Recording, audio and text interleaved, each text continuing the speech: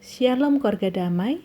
Hari ini kita memasuki hari ke-15 dari masa perenungan Prapaskah kita, yaitu pada tanggal 18 Maret 2022. Mari saat ini saya mengajak kita untuk kembali mempersiapkan hati kita untuk menerima firman Tuhan.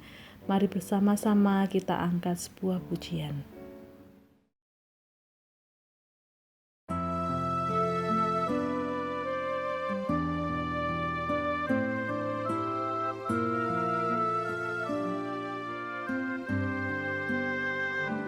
Sudahkah yang terbaik ku berikan kepada Yesus Tuhanku? Besar pengorbanannya di Kalvari, diharapnya terbaik bagiku. Berapa yang terhilang telah ku cari, dan ku lepaskan yang terbelenggu. Sudahkah yang terbaik ku berikan kepada Yesus Tuhanku?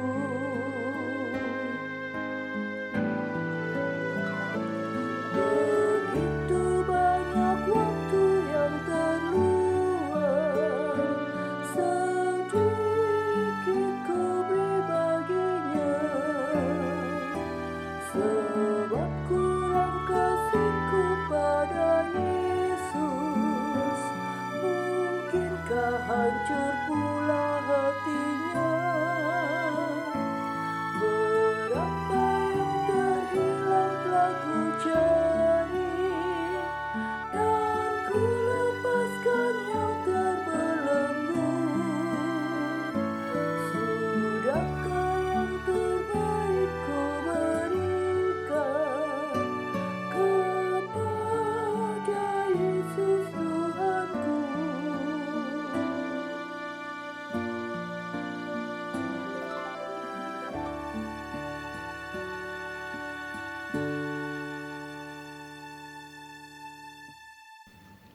Mari kita berdoa. Tuhan Allah Bapa kami bersyukur memiliki Allah seperti Engkau ya Tuhan. Karena itu kami rindu, kami pun juga boleh mempersembahkan yang terbaik kepada Tuhan melalui kehidupan kami, melalui hidup yang dituntun seturut dengan kehendak Tuhan.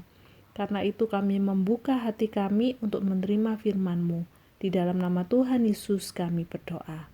Amin. Keluarga damai yang terkasih di dalam Tuhan, hari ini kita akan merenungkan satu bagian firman Tuhan yang diambil dari Wahyu 3 ayat 1 hingga ayat yang ke-6. Saya akan membacakannya. Kepada jemaat di Sardis. Dan tuliskanlah kepada malaikat jemaat di Sardis. Inilah firman Dia yang memiliki ketujuh roh Allah dan ketujuh bintang itu. Aku tahu segala pekerjaanmu. Engkau dikatakan hidup, padahal engkau mati. Bangunlah dan kuatkanlah apa yang masih tinggal, yang sudah hampir mati, sebab tidak satu pun dari pekerjaanmu aku dapati sempurna di hadapan Allahku. Karena itu ingatlah bagaimana engkau telah menerima dan mendengarnya. Turutilah itu dan bertobatlah. Karena jikalau engkau tidak berjaga-jaga, aku akan datang seperti pencuri dan engkau tidak tahu pada waktu manakah aku tiba-tiba datang kepadamu. Tetapi di Sardis ada beberapa orang yang tidak mencemarkan pakaiannya. Mereka akan berjalan dengan aku dalam pakaian putih, karena mereka adalah layak untuk itu. Barang siapa menang, ia akan dikenakan pakaian putih yang demikian. Aku tidak akan menghapus namanya dari kitab kehidupan, melainkan aku akan mengaku namanya di hadapan Bapa-Ku dan di hadapan para malaikatnya. Siapa bertelinga, hendaklah ia mendengarkan apa yang dikatakan Roh kepada jemaat-jemaat. Keluarga damai yang dikasihi di dalam Tuhan. Renungan kita pada hari ini bertemakan hidup tapi mati. Keluarga damai, tema ini rupa-rupanya mencerminkan kehidupan yang ada di dalam jemaat Sardis, khususnya di dalam kehidupan kerohanian mereka. Mengapa demikian? Keluarga damai secara geografis. Letak kota Sardis sangat strategis karena dia berada di dataran lembah Hermus dan dikelilingi gunung Tmolus. Yang gunung ini merupakan gunung yang sebegitu tinggi dan terjal. Dan kota Sardis ini terletak di tengah-tengah gunung yang tinggi dan terjal ini. Sehingga kota Sardis ini menjadi kota yang aman dari serangan musuh. Bayangkan saja, musuh harus terlebih dahulu mendaki gunung yang begitu terjal. Mereka tidak akan sanggup.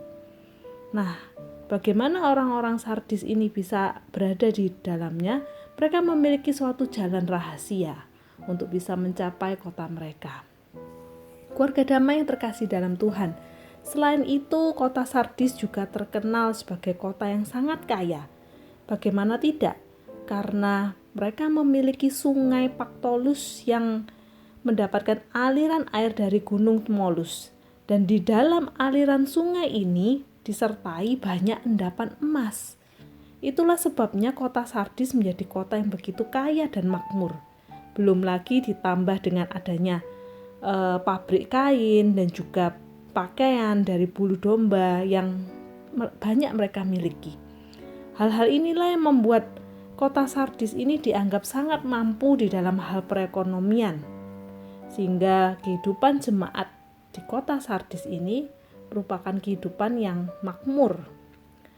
Akan tetapi keluarga damai, kemapanan ekonomi inilah yang akhirnya membuat jemaat Sardis hidup di dalam comfort zone atau zona yang nyaman.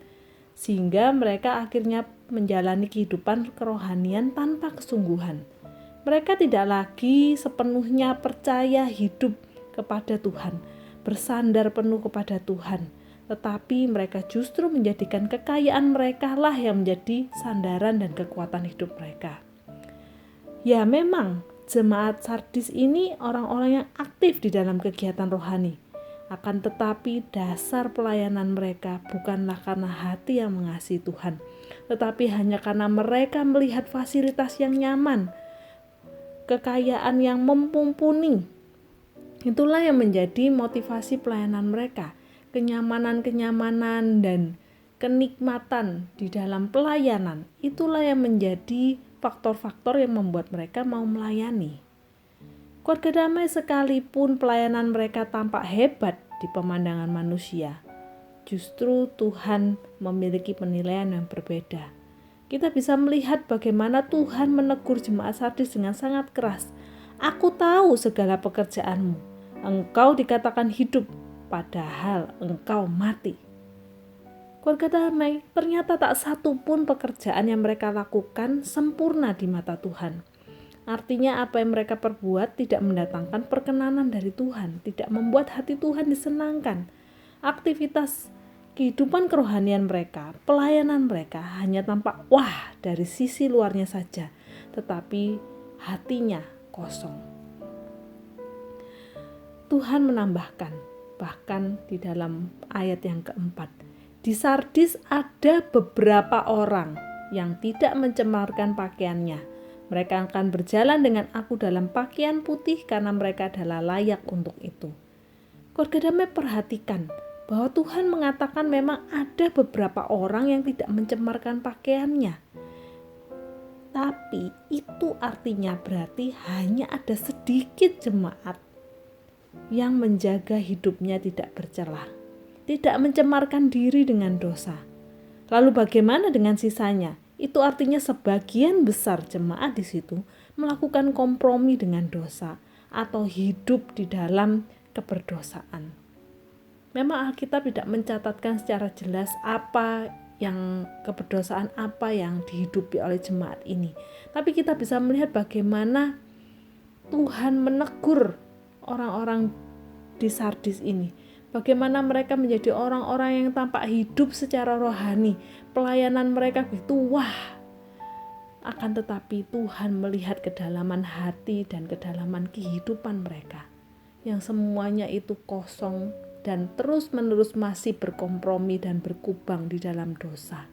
Mereka tidak menghidupi kehidupan mereka bersama-sama dengan Tuhan, tetapi mereka justru menghidupi kedagingan mereka, menghidupi keberdosaan mereka. Keluarga damai, bagaimana dengan kita saat ini? Bagi kita yang menjadi umat Tuhan di masa kini, jemaat Tuhan di masa kini, jemaat GKI Dharma Permai. Apakah kita sungguh-sungguh sudah hidup di dalam kehidupan rohani yang indah bersama dengan Tuhan, di mana hati kita sungguh tertuju dan rindu untuk selalu menyenangkan Dia, rindu untuk hidup dengan Dia, bukan hanya sekedar mengejar hal-hal yang tampak wah di depan mata manusia. Keluarga damai, seringkali kita pun menjadi umat Tuhan yang kita mungkin salah fokus dengan melihat hal-hal yang tampak wah itu. Kadang ketika kita memilih untuk datang ke gereja, kita akan melihat fasilitas apa yang dimiliki oleh gereja ini. Bagaimana dengan pendetanya? Bagaimana dengan pembicara ibadah pada hari ini? Apakah dia orang yang terkenal? Apakah pendeta ini adalah orang yang sudah dikenal bagus khotbahnya? Keluarga damai, kadang-kadang kita menilai sesuatu hal yang bersifat rohani itu berdasarkan dari hal yang tampak menyenangkan bagi mata kita atau bagi panca indera kita. Keluarga damai, sesungguhnya kehidupan kerohanian yang indah adalah terfokus kepada Tuhan, bukan pada hal-hal yang ada di dunia ini. Bagaimana dengan kehidupan kita saat ini, kerohanian kita? Sudahkah kita sungguh-sungguh memandang kepada Tuhan dan rindu untuk selalu semakin dekat dengan Tuhan?